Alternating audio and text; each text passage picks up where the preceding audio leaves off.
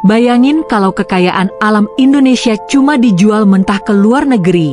Untungnya, sekarang arah pembangunan berubah, Indonesia mulai naik kelas lewat hilirisasi.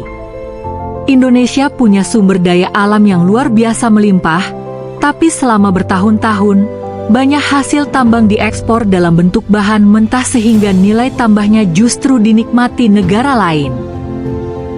Kini, kondisi itu mulai berubah.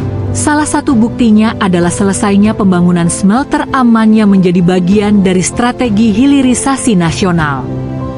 Apa sih manfaatnya? Pertama, nilai tambah meningkat.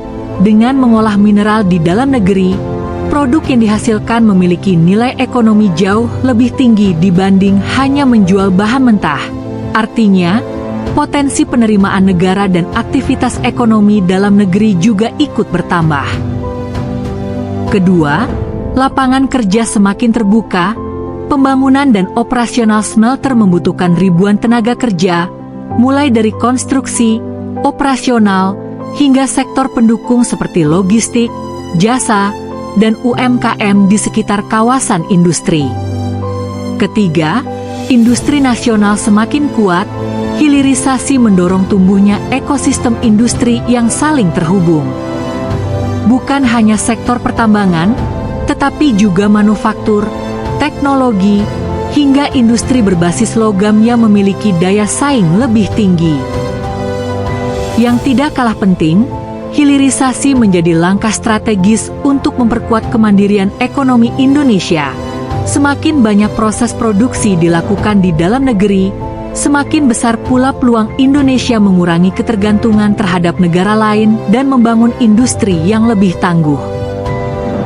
Tentu, keberhasilan hilirisasi juga perlu dibarengi dengan tata kelola yang baik, kepatuhan terhadap aturan lingkungan, peningkatan kualitas sumber daya manusia, serta pengembangan teknologi agar manfaatnya dapat dirasakan secara berkelanjutan. Hilirisasi bukan sekadar membangun smelter. Ini adalah investasi jangka panjang agar kekayaan alam Indonesia memberi manfaat yang lebih besar bagi masyarakat, menciptakan lapangan kerja, memperkuat industri nasional, dan mendorong ekonomi Indonesia menjadi lebih mandiri.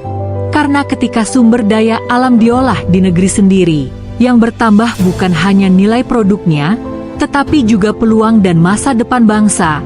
Indonesia bukan hanya kaya sumber daya alam, tetapi juga harus menjadi negara yang mampu mengolah, menciptakan nilai tambah, dan memenangkan persaingan global. Semoga informasi ini bermanfaat. Terus kita kawal dan jaga Indonesia.